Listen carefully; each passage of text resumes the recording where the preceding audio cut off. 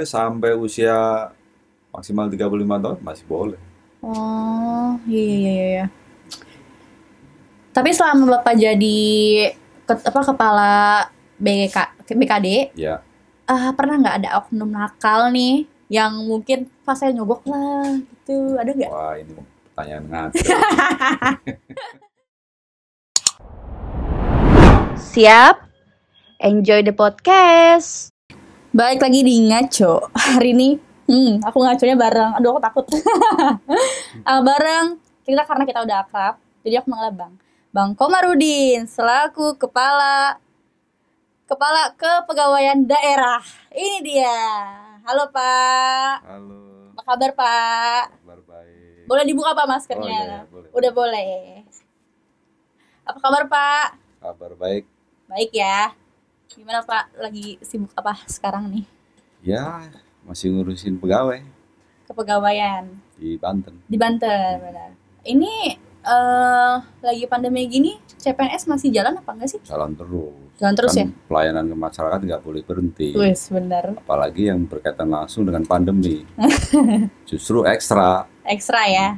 Harus 2 kali lipat dijalanin ya. Ya, tancap gas gitu. Tapi tahun ini ada CPNS. Tiap tahun ada. Kemarin bukannya nggak ada ya karena COVID Ada jadi juga. ditutup. Oh, ada Tiap juga. tahun ada. Tahun lalu ada, tahun sekarang ini ada, tapi belum pendaftaran nih. Justru pas nih. Oh iya. Saya mau kasih info nanti. Waduh. Biar pada daftar. Wah. Kapan Pak pendaftarannya? Sebenarnya direncanakan bulan Juni. Juni. Ya. Jadi kita masih nunggu dari PKN nih. Heeh. Nanti untuk daerah-daerah itu termasuk instansi yang lain, nanti menunggu dari PKN. Dari BKN nunggu. Tapi formasi segala macam ini sudah kita siapkan. Emang nggak tahu ya, mungkin kalau seumuran saya sih sebenarnya disuruh dulu sama orang tua saya, kalau nanti kamu dewasa, kamu jadi ASN aja. Kenapa sih Pak, orang tua kamu nyuruh anaknya jadi ASN terus? Itu mungkin orang tuanya ASN juga kali. Gimana ya? Kenapa sih Pak, emang menarik ya jadi ASN ya? Ya, menarik. Apa menariknya? Nah itulah yang saya pengen tahu juga gitu. Tapi ternyata dari data-data yang ada, peminat yang mendaftar ASN itu luar biasa. Iya. Jadi tahun lalu itu dari data 1 berbanding 30 rata-rata. Artinya satu posisi itu ya pesaingnya yang melamarnya 30. Buset. Dari 30 pokoknya di satu aja. Cuma satu Nah, ya. bahkan posisi-posisi tertentu sampai 100 lebih, 120-an gitu. Wow. Artinya kan wah ternyata luar biasa peminatnya. Iya benar-benar. Emang menarik banget ya. Maksudnya kalau untuk pilihan Menurut karir. saya sekarang lebih menarik. Kenapa? Pertama, proses masuknya sudah lebih transparan, Sekarang. lebih akuntabel, sehingga lebih objektif. Semuanya punya kesempatan yang sama. Siapapun dari manapun, asalkan dia memang memiliki kompetensi, punya peluang. Karena sistem tesnya itu semuanya sudah menggunakan sistem. Pakai secara online gitu Secara ya. online, udah Secara teknologi lah ya elektronik. sekarang ya. Jadi udah nggak ada peluang tuh intervensi macam-macam gitu. Benar-benar. Jadi saya perhatiin 5 tahun terakhir lah udah mulai begitu. Emang keuntungannya apa aja tuh Pak yang didapetin? Saya mau tahu yang enak-enaknya dulu. Ya, yang pasti bekerjanya itu artinya dari sisi perlindungan karirnya itu aman. Aman. Pokoknya Nggak sampai ada lah PHK, iya, nggak ada. nggak ada ya. Oh, nggak ada ya? Ya selama ini kecil lah yang PHK gitu. Jadi itu yang menjadi salah satu pertimbangannya. Dan yang kedua ya pasti penghasilan lah. Penghasilannya udah oke lah ya. Udah beberapa tahun terakhir itu sudah sangat signifikan perubahannya di beberapa ya instansi gitu ya, termasuk mungkin Banten sendiri gitu. Oh iya benar-benar. Berarti Pak cara daftarnya sekarang harus online ya? Dulu kan Online. kayaknya harus ngasih berkas kemana gitu. Oh enggak, sekarang online. Sekarang online. Semua online, termasuk dokumen-dokumen yang dibutuhkan itu di-upload. Di-uploadnya online juga. Online semua. Di mana tuh Pak? Website, di website Di apa? web ya. Di Apa web, websitenya? Web PKN. Web PKN. BKN. Pokoknya seleksi calon pegawai negeri sipil. Oh, itu dia ininya. Terus di-upload aja gitu. Ya, di situ semua nanti ketahuan. Ketahuan. Emang prosesnya apa aja Pak? Bukannya banyak step-stepnya ya? Ya, step pertama tentu kan daftar ya. Kemudian dokumen-dokumen dimasukkan semuanya secara elektronik, diupload gitu. Kemudian tahap pertama nanti seleksi administrasi.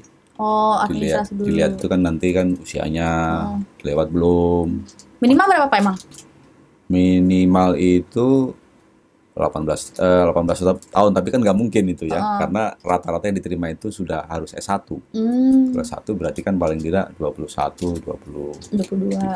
Maksimal 35. Maksimal 35. Maksimal 35. Kecuali yang dokter spesialis itu bisa lewat. Bisa lewat dari 35. Ya. Terus Pak setelah daftar administrasi? Nah, setelah administrasi, seleksi nanti diumumkan. Setelah itu nanti ada namanya tes melalui CAT. Apa tuh Pak? Ya, jadi intinya mau tes seleksinya itu menjawab pertanyaan tapi secara elektronik. Semuanya langsung di komputer. Itu berarti dari rumah dulu ya? Dari rumah dulu belajar ininya sendiri. Kalau tes CAT-nya nanti ada di tempat. Kita ditempatkan di mana? Kayak ujian gitu ya? Ya, tapi aplikasinya termasuk materi segala macamnya terpusat juga semuanya. Terus habis itu langsung diumumkan. Di hari itu juga? Jam itu juga, begitu selesai itu langsung muncul. Oh my God, terus Pak? Iya, jadi terbuka.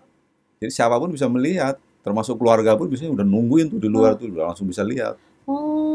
Gitu. CAT, ya. Dari CAT nanti langsung di ranking dah. Ranking untuk masuk di tes tahap berikutnya, tahap kedua. Nah, tahap kedua masih pakai CAT juga, tapi itu sudah udah terseleksi ya. Biasanya diambil tuh 3 kali formasi gitu ya. Yang mengikuti, kalau misalnya formasinya 1 berarti 3 orang lah yang mengikuti tahap yang kedua itu. Ya udah begitu. Udah, setelah itu ada lagi? Sudah. Nah, nanti kalau memang sudah selesai, udah nanti sistem yang akan menghitung passing grade-nya berapa, diambil paling atas, ya udah. Passing grade minimal berapa Pak? Itu masing-masing. Ini beda-beda ya? Beda-beda. Kalau misalnya pas langsung jadi ASN apa enggak? Nah, ada prosesnya lagi? Kalau misalnya memang dia masuk, ya sudah nanti diumumkan. Yang lolos ini. Udah tuh langsung jadi ASN. Gampang kan? Iya. Biasanya kalau gagal gitu apa sih Pak biasanya? Gagalnya itu pertama pada saat upload dokumen atau persyaratannya nggak memenuhi gitu ya. Pendidikannya nggak sesuai dan lain sebagainya. Atau yang kedua ya nilainya lah. Yang pasti nilainya. Nilainya kalau kalah sama yang lain ya. Iya. Berarti diseleksi dari yang paling tinggi ya? Paling tinggi. Lah kalau misalnya dia di kampusnya dia nyogok gimana Pak? Ya makanya jangan nyogok. Udah nggak laku sekarang. Udah nggak berlaku ya? Udah nggak laku. Enggak, maksudnya ada. Misalnya gini ya Pak. Let's say saya adalah mahasiswa UI. Ya. Yang passing grade-nya hanya 3,2. Ya. Ada teman saya di kampus yang biasa aja tapi passing grade-nya 4. Itu yang mana yang lebih dipilih? Kalau sudah tes begini, semuanya udah sama, nggak ada perguruan tinggi mana-mana, nggak ada gitu. IPK mana-mana. IPK itu hanya pada saat pendaftaran awal, ada persyaratan awal. Tapi kalau sudah tes, ya udah nggak lihat tuh anak siapa, lulus perguruan tinggi mana, gitu udah ya. peduli. Benar. Betul-betul fair udah. Terus kalau dari pemerintahnya sendiri, proses pemilihannya hanya sesuai itu aja atau ada lagi? Beberapa instansi masih tambahan. Masih ada tambahan lagi gitu. Ada wawancara segala macamnya. Ada interviewnya juga. Ya, tapi kebanyakan sih ya udah cukup dari situ. Kayak mudah ya, tapi kok banyak yang bilang susah? Mudah. Ya karena banyak saing tadi. Kalau prosesnya sih mudah karena semuanya kan online. Iya sih. Strateginya apa Pak biar bisa bersaing sama yang lain? Kalau soal strategi, jadi prinsipnya sekarang itu semuanya transparan, buka, udah nggak ada lagi lah kong-kalingkong, udah nggak ada ruang tuh udah. Nah makanya strateginya satu, siapkan diri. Siapin diri. Jadi tes CAT itu bisa latihan, bisa latihan itu. Bahkan ada bimbelnya sekarang tuh khusus. Oh iya khusus ya. Latihan aja sebanyak mungkin. Yang kedua, jadi sebenarnya kenapa dia nggak masuk itu? Kan sangat tergantung pesaing. Iya benar. Dia pintar tapi kalau ada yang lebih pintar, ya kalah lah. Tapi kalau dia pas-pasan tapi udah paling tinggi di yang lamar di situ yang dikit, ya peluang lah. Nah, jadi harus pintar-pintar nih, kira-kira formasi apa yang pendaftarannya paling sedikit. Berarti harus dicari Gitu, juga ya. dicari juga. Cuman kadang-kadang nilainya juga terbatas, kalau kan tergantung jurusan kita juga.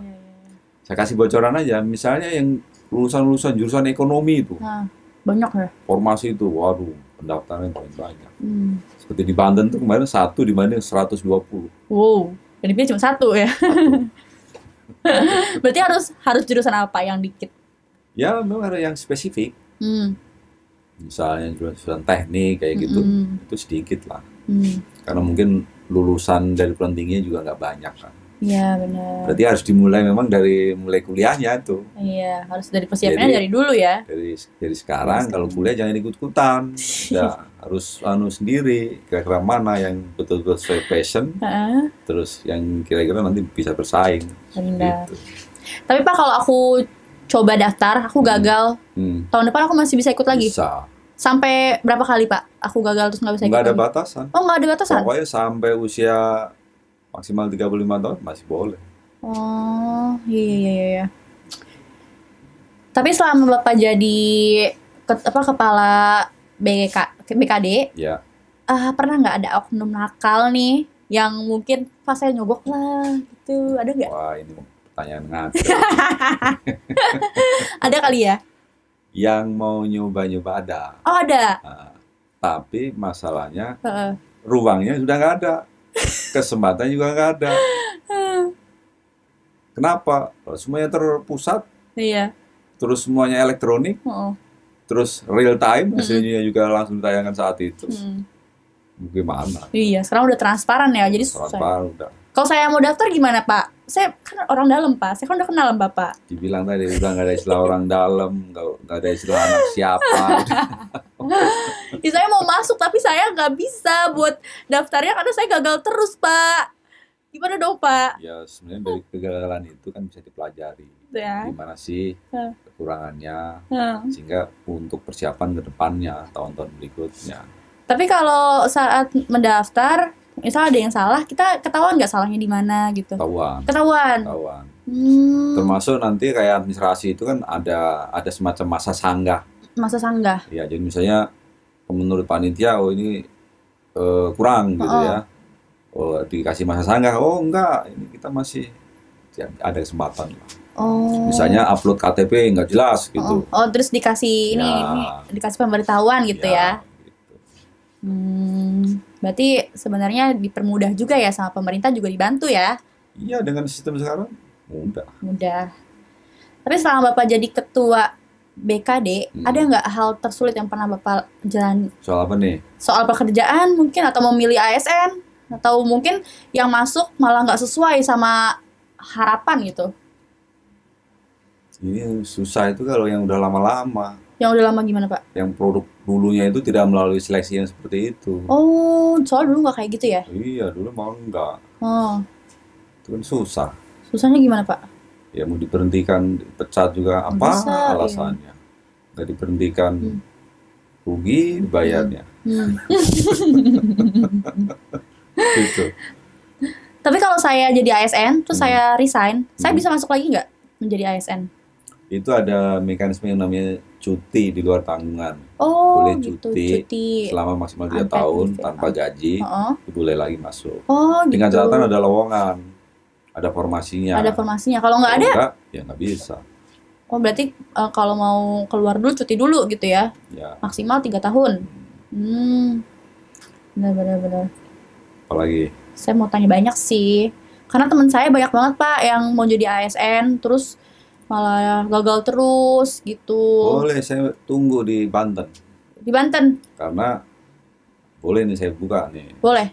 Apanya? Jadi Banten itu lebih menarik dibanding daerah lain. Bener. Dan kita butuh orang-orang yang punya talenta, yang punya kompetensi, gitu.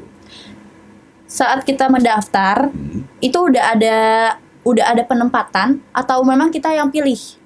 Sudah ada jabatan yang harus dipilih. Oh iya. Jabatan yang memang kita butuhkan dan itu nanti yang dipilih. Misalnya kepala ini Banten gitu tulisannya. Oh, kalau itu lamarannya, itu udah ada panduannya semua, form-formnya apa segala macam. Maunya ditepatin di mana, terserah kita apa emang ada di situ. Harus udah milih harus dari milih. awal. Kan di online itu, jadi udah langsung milih tanya apa segala macam. Tapi sewaktu-waktu bisa dipindahin? Nanti kalau sudah berkarya ya bisa. Tipsnya apa Pak? Kalau misal udah masuk, biar karirnya tuh bagus menjadi ASN. Ya, pertama harus milih kompetensi. Kompetensi itu kan kalian ya. 3 hal. Satu, kompetensi teknis. Jadi dia jurusannya apa harus betul menguasai. Betul. Kedua, ada yang namanya kompetensi manajerial.